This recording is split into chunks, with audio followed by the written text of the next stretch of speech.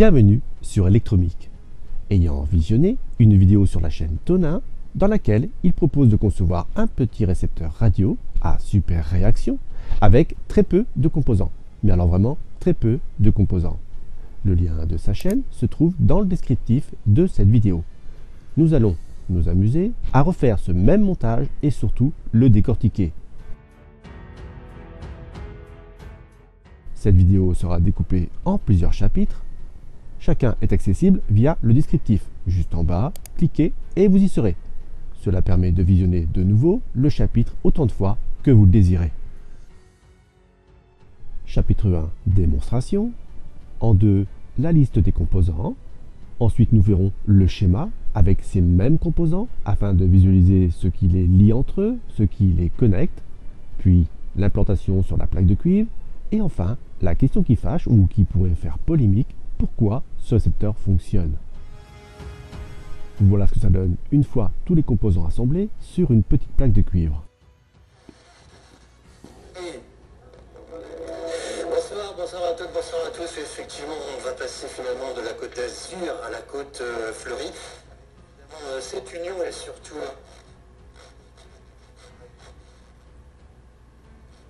Et puis maintenant, je vous propose à partir de...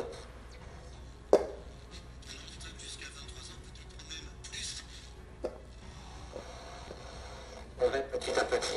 Et cette soirée qui va avancer. Alors, autant, je fais une petite... Merci d'être avec nous sur les... Tout le monde va bien. Mettons sur pause un instant. Que remarque-t-on? Le son est plutôt bon. En revanche, notre simple présence suffit à parasiter la réception. Votre corps, à tout moment de la journée, échange des charges électriques avec son environnement. Il se comporte donc exactement comme un condensateur. Et comme tout condensateur qui se respecte, il passe son temps à se charger et se décharger. Cette capacité variera d'un individu à l'autre, suivant votre taille, mais également votre posture. Cette capacité n'est pas énorme, seulement 100 pF en moyenne. Cependant, pour notre petit récepteur radio à super réaction, 100 pF, c'est colossal. Sans plus attendre, voyons la liste des composants. B1, qui veut dire batterie numéro 1. C'est un AQ 18650 de 3,7 volts. Mais disons qu'entre 3,7 et 9 volts, le récepteur fonctionnera bien. Au passage, savez-vous pourquoi ces AQ s'appellent 18650 ? 18, c'est le diamètre, 18 mm. 65 correspond à la longueur de l'AQ, 65 mm.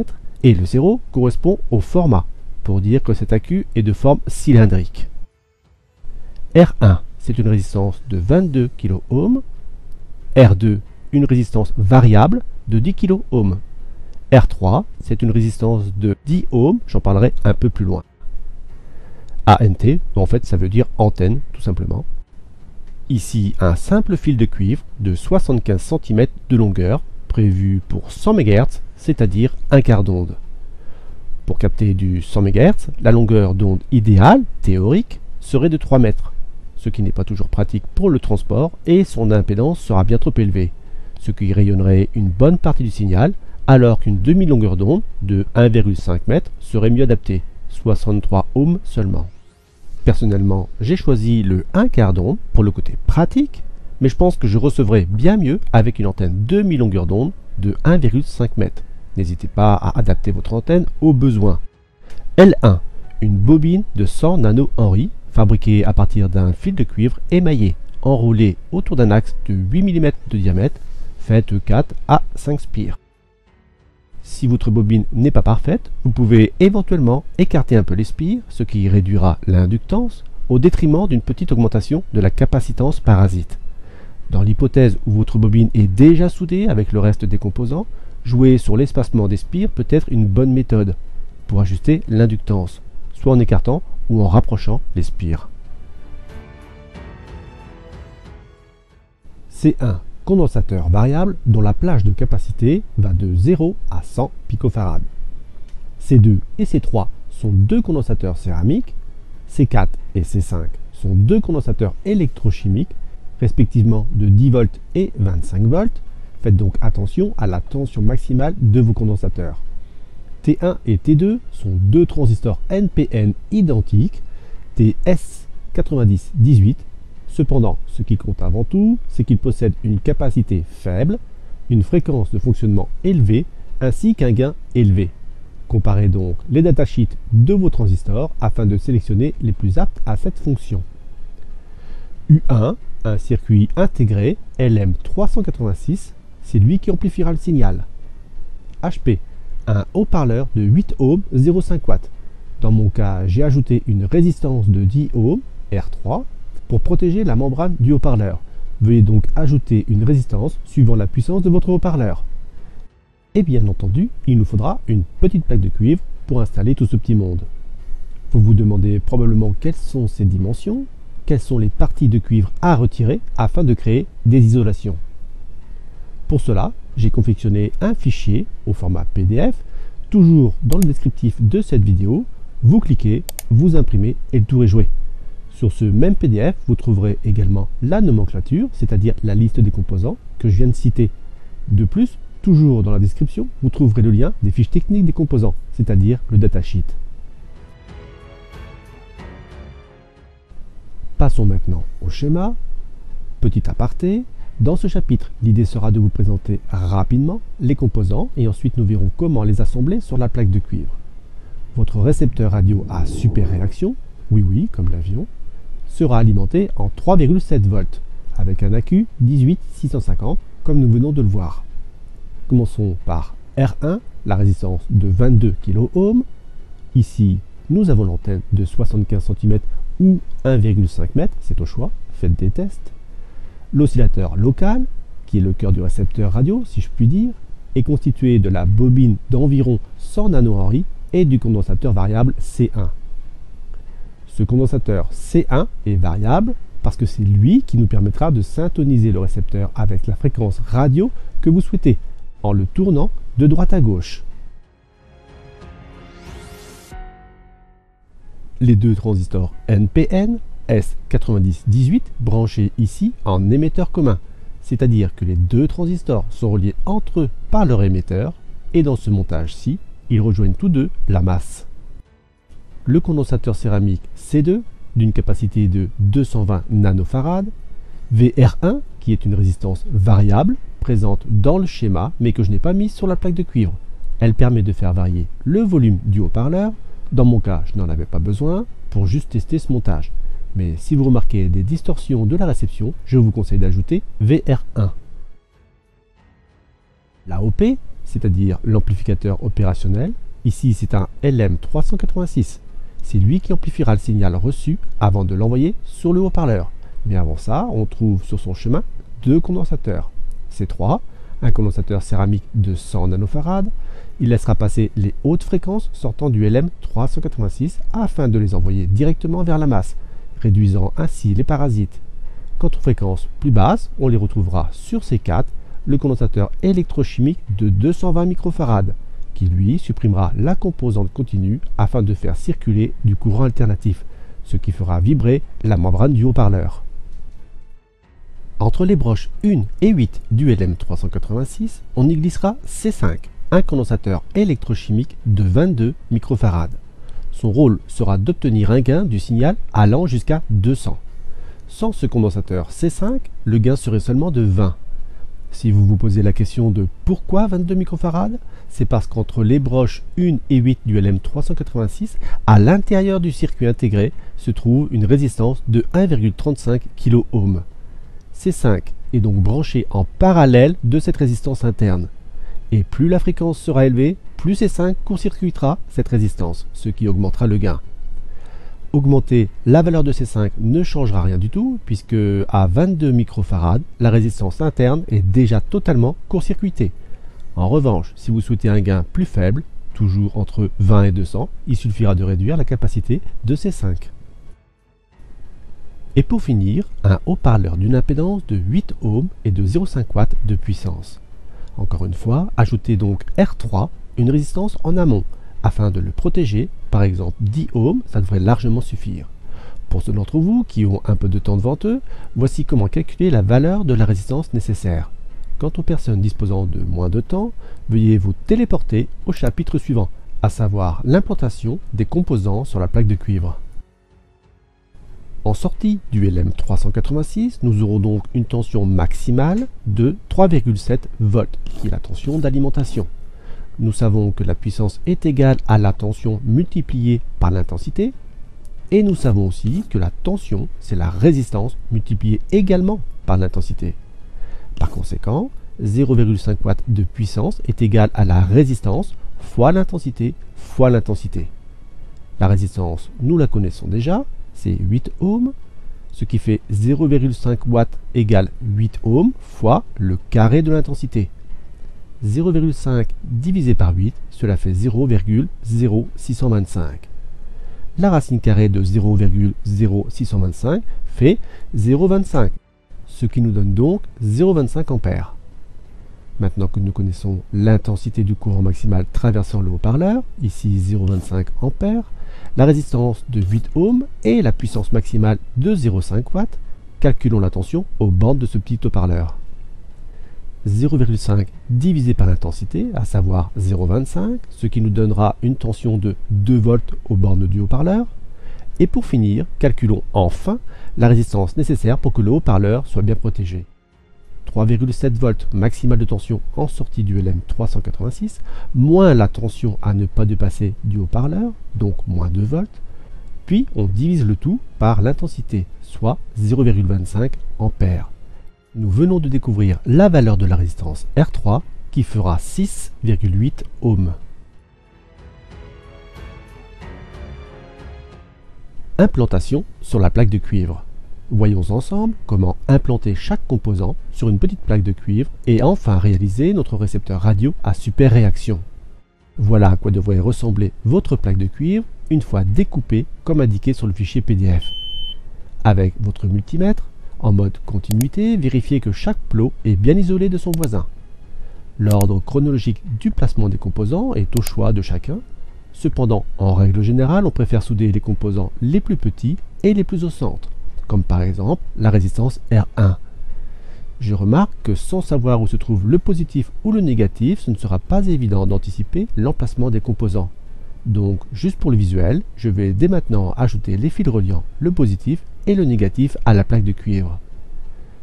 J'ajoute un petit condensateur de 100 nanofarad, c'est durable, pour stabiliser la queue. On peut aussi ajouter un condensateur électrochimique, d'ailleurs on peut toujours ajouter des composants, mais comme ici on veut faire simple, on va s'arrêter là. C'est au tour de l'AOP. La broche 6 sera connectée au positif de l'alimentation et la broche 4 sur le négatif. La broche 7, on peut la supprimer, puisqu'ici on n'en aura pas besoin. La broche 2 sera directement soudée à la masse, c'est-à-dire sur le négatif de l'alimentation. Les broches 1 et 8 seront relevées afin d'accueillir le condensateur C5. On en profite pour relever également la broche 5, celle qui sera soudée aux deux condensateurs C3 et C4, puis la broche 3 sur laquelle on connectera C2. Nous souderons T1 puis T2. Attention, si vous utilisez d'autres transistors, le sens des broches peut être différent. Nous avons presque terminé notre récepteur radio. Il nous reste encore l'antenne, le condensateur variable C1, la bobine. D'ailleurs, n'oubliez pas qu'ici, c'est une bobine confectionnée avec du fil émaillé. Donc, avant de souder, il faudra enlever l'émail aux extrémités. Personnellement, j'utilise toujours un papier abrasif. Le haut-parleur 8 ohms, 0,5 watts. Donc, nous lui ajoutons une résistance de protection R3. Que manque-t-il? La Q 18650. Voilà qui est fait, votre récepteur radio est prêt.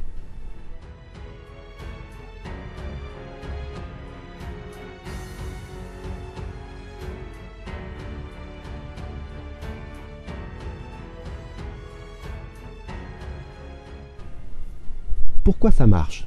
Je vous partage ici ma façon à moi d'analyser ce schéma. Si vous avez été attentif, vous avez certainement vu le passage d'un avion à réaction au cours de cette vidéo. Bravo pour ceux qui l'ont vu. Cependant, avion à réaction et récepteur à super réaction n'ont pas que le nom en commun, mais aussi une partie de leur fonctionnement. Vous allez très vite comprendre l'analogie.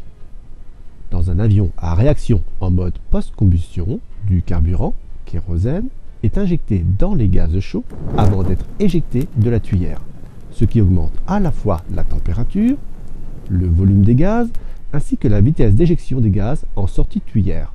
Ce phénomène est naturellement limité par les contraintes mécaniques de l'avion et des frottements de l'air, empêchant une accélération infinie et assurant un équilibre du système.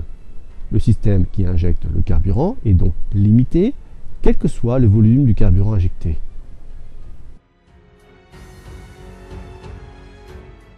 Voyons maintenant quelques similitudes avec notre récepteur radio à super-réaction.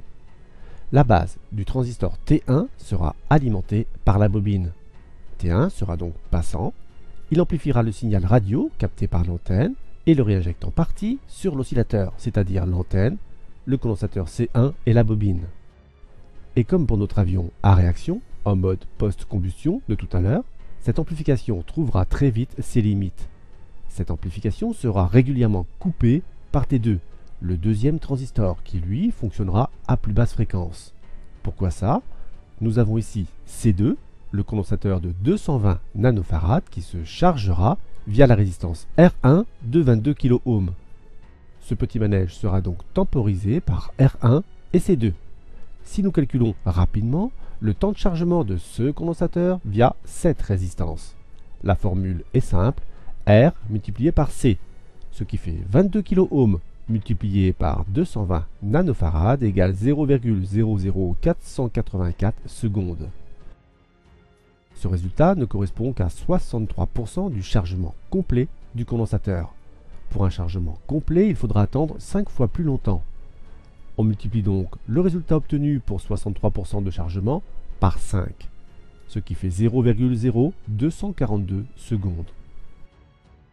Il faudra donc environ 0,0242 secondes pour que notre condensateur C2 se charge totalement. Nous savons que la fréquence en Hertz, c'est l'inverse du temps qui lui est exprimé en secondes. Il est important de rester en secondes durant les calculs. 1 divisé par 0,0242 égale 41 Hz. C2 sera totalement chargé, 41 fois par seconde environ. La tension sur la base de T2 augmentera, ce qui induira que T2 sera passant durant un bref instant. T2 sera donc passant, puis bloquant. Je dis bien environ, 41 fois par seconde. Vous allez comprendre pourquoi je dis environ aussi souvent. Au passage, je précise que T2, pour être passant, n'a besoin que de 0,7 volts sur sa base. Donc sera passant certainement dans un temps bien plus court. Mais vous avez compris l'idée. Je reprends. C2, une fois chargé, T2 est passant, la tension sur la base de T1 va donc chuter, T1 sera bloquant. Mais ce n'est pas fini, puisque tant que T2 sera passant, C2, quant à lui, va se décharger très rapidement. Entre la jonction base émetteur de T2, et peut-être aussi un peu par la bobine, suivant l'impédance qui dépendra de la fréquence, vous l'aurez compris, C2 se déchargera beaucoup plus rapidement qu'il ne se charge. Voilà pourquoi je disais que C2 se chargera et se déchargera à environ 41 Hz.